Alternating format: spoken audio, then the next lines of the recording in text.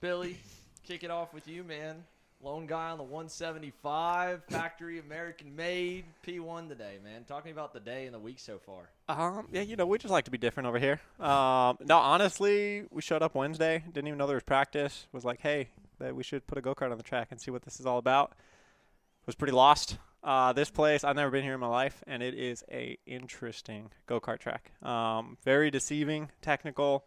Apexes kind of fade away from you a lot. So, I mean, honestly, all day Thursday was really just kind of feeling out the car, feeling out the track. Unfortunately, yesterday the go kart felt great, the track felt great, I felt terrible. Now today, I started feeling a little bit better, and then the go kart track was like, nah, screw you guys, we're gonna go to hell. So those last two sessions, I've never seen a track deteriorate that bad. So that was pretty wild. Apparently, all the locals say like that's the normal situation over here. So yeah, at the end of the day, kart's been fast all weekend. Really haven't touched anything. Just been kind of mellowing it out, trying to figure out the curve, trying to figure out the lines, apexes, all that stuff. And yeah, it's been good. So made a couple little mistakes. Had my airbox mount break off in that last run, so cut my lap a little bit short, but still fast. So we'll take it. And Ramo, what about you? Is this your first time over here to this place? Yeah, I'm very similar to Billy here. Showed up Wednesday, um, got the cart on the track for a couple sessions, but yeah, never been here, and yeah, crushing curves. Oh man. And like Billy saying, the deterioration of the track this afternoon, we saw like almost half a second drop off after lunch, and the degradation is so big. I spent a lot of the day yesterday trying some different stuff to see if we could make the cart run better in the long run. Tried to go a little bit the different way today, and just been trying to dial it in. A lot of these guys have been here for the previous race rounds, and I guess we're both playing a little bit of catch up with the other manufacturers that are running here. So good end to our day. And Hunter, what about you? You've been here for the Rock race. I can't remember. Were you here for USPKS as well? Both. Yeah, both. So a lot of laps around here for you. Has anything been feeling different this week? Are you doing anything different, or is it kind of just loaded up the same way you've had it? Well, just chasing it. I mean, we've been here on 3 different types of tires, so everything feels a little bit different. But no, it definitely changes. In the morning, it feels great.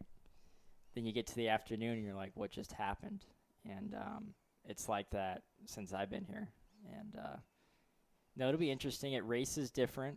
You can block in a lot of areas, and it's hard to get around. Some guys are pretty good here. They've been driving here for a long time, and they know, the area. So it'll be interesting.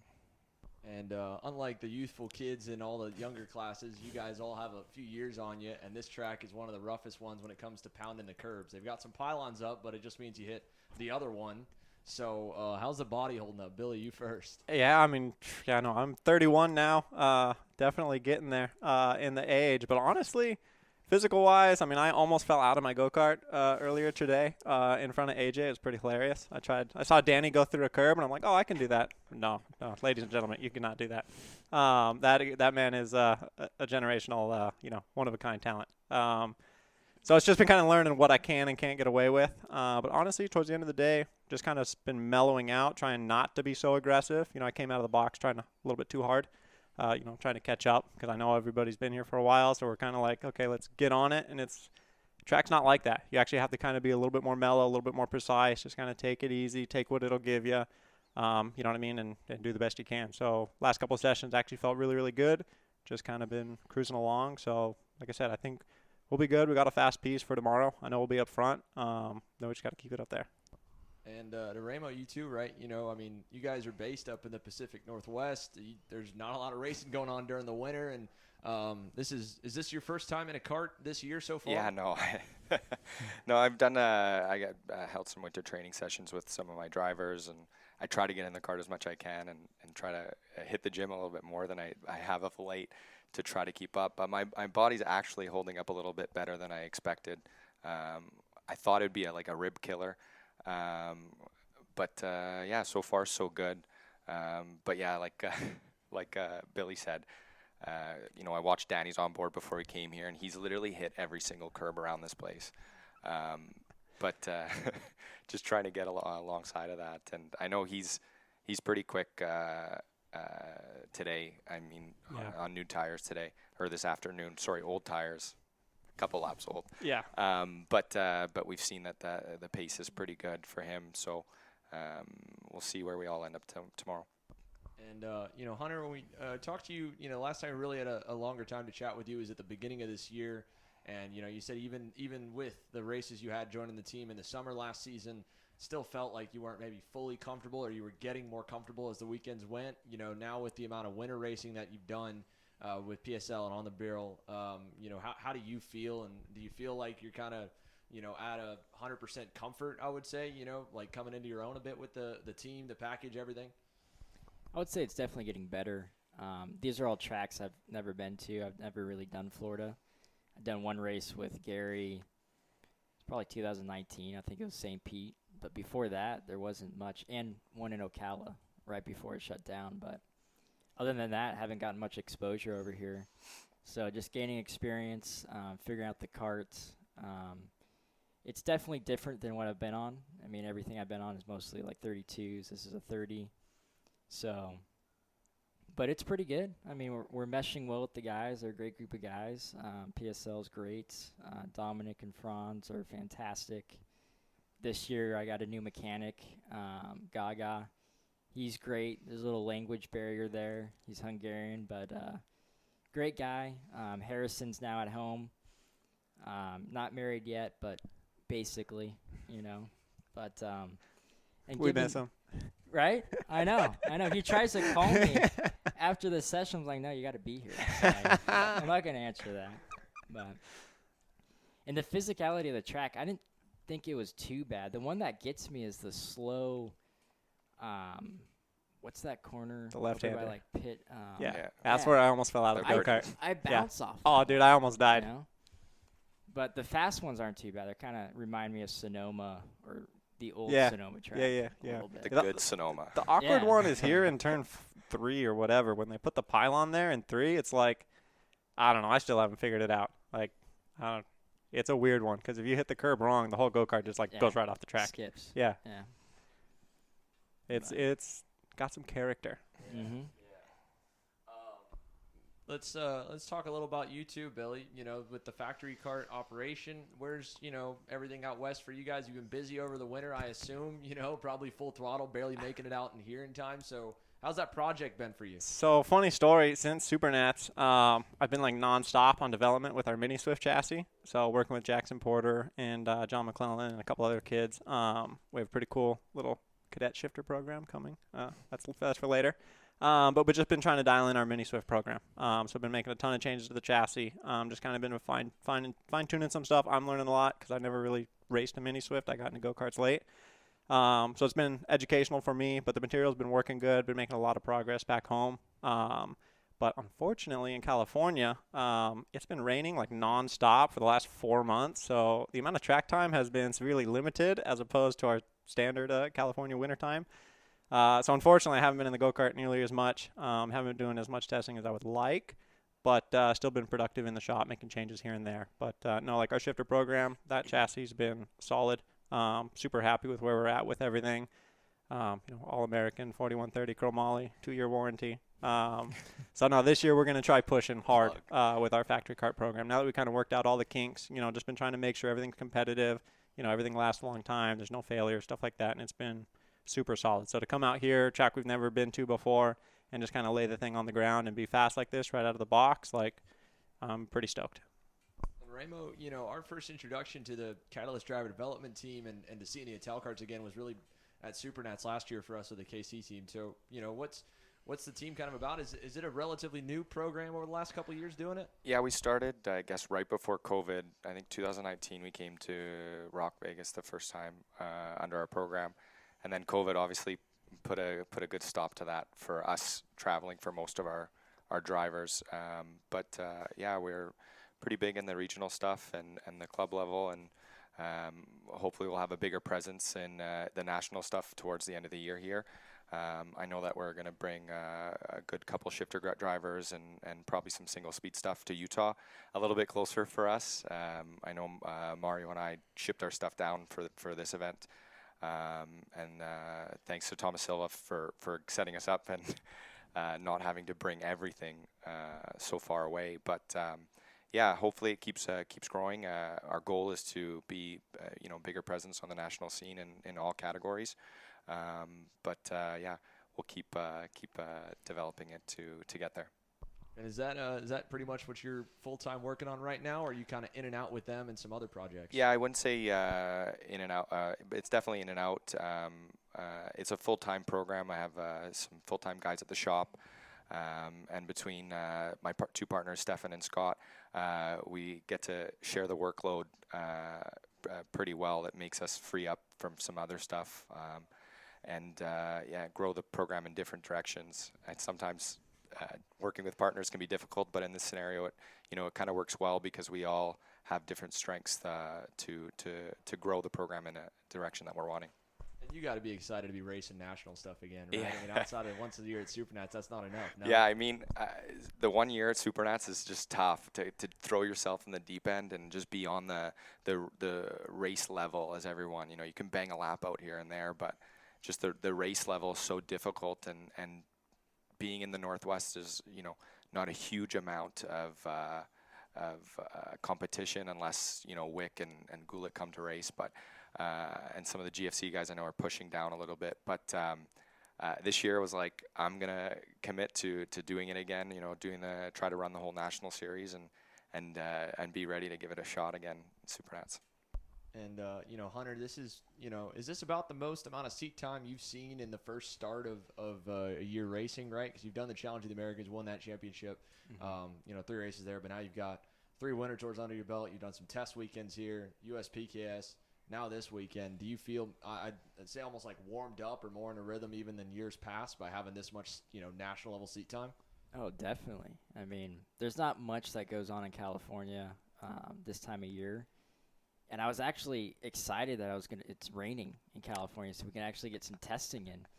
But the tracks are even closed down due to the, all that flooding and stuff. So it's just, you don't get to catch a break, right? No, it's been Have terrible. you got any testing done? Barely. Yeah, barely. Right? Like literally none. I'm the opposite. I want the dry. I want the sun sometimes in the winter.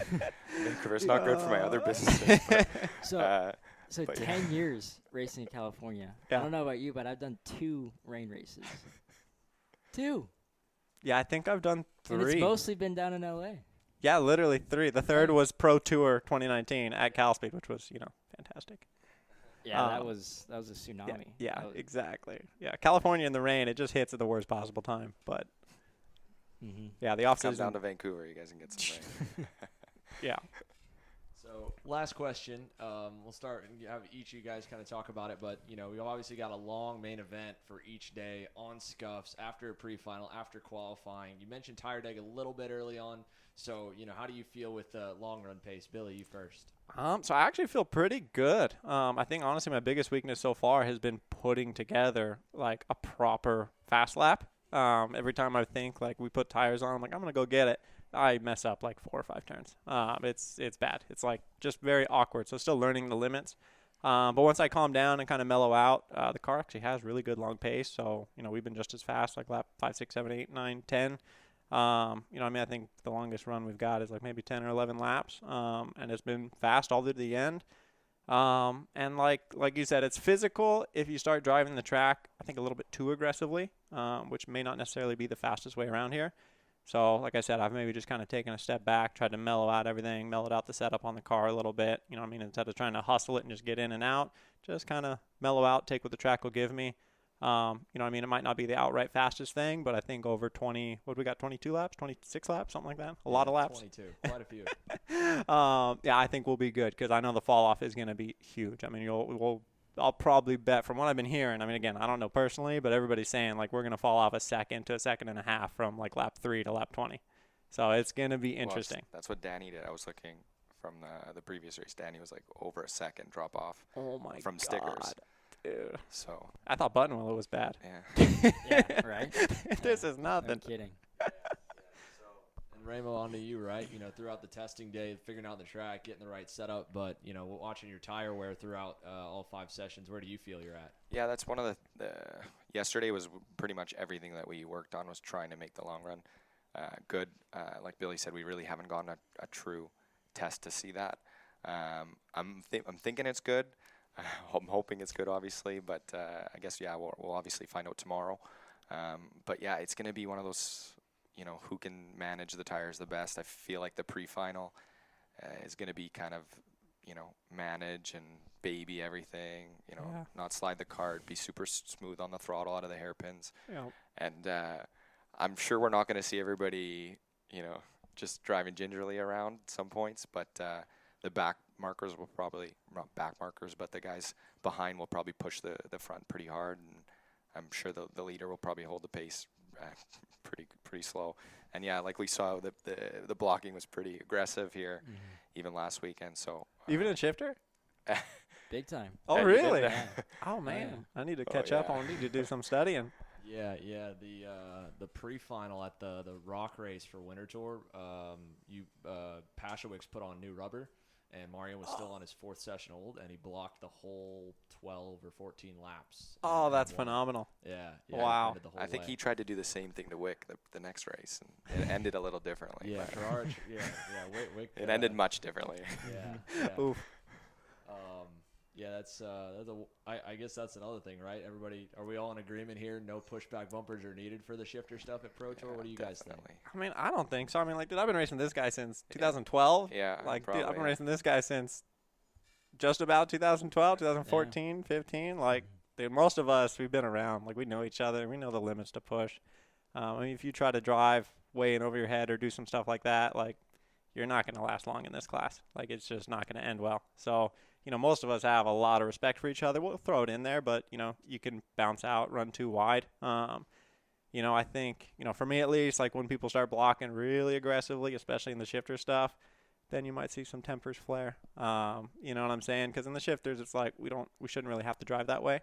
But, maybe this track's a little different. But even then, it's like we have so many more tools at our disposal that, I think you can move people around and do things a little bit cleaner without, crashing or doing things, ruining go-karts. Let's just say that. Yeah, and we've seen a bit of it. Yeah. Marion and AJ getting together a couple of times. Last week with Wick and Carrara, and they're all here. So I'm sure that's got to be fun for you guys to not be involved in any kind of rivalry like that. No, not at all. I've got nothing. I'm the nice guy. Hunter, over to you again. A lot of people have been saying, though, even weekend to weekend, this place sometimes feels a little bit different. So is there anything you feel like you can take away from, the USPKS or Rock that you kind of know over the course of a 20-lap run, 22-lap run, or is it still kind of just shooting in the dark? I mean, I would say I'm probably not focusing too much on, like, the fast lap and qualifying, personally. I'm looking at it more for, like, the longevity of the pre-final, the main event. I think the last 10 laps of the main event, or 5 laps, is going to be, I think someone can win from, pretty far back. So that's the kind of the approach that I'm taking, and we'll kind of see how it goes. Thanks for getting over your secrets there. I'm going to take the opposite approach. I'm trying to be in the front. And, my package a lot of stop and go, so we're just going to play that to our advantage. Sweet. Well, thank you guys for the time. We appreciate it.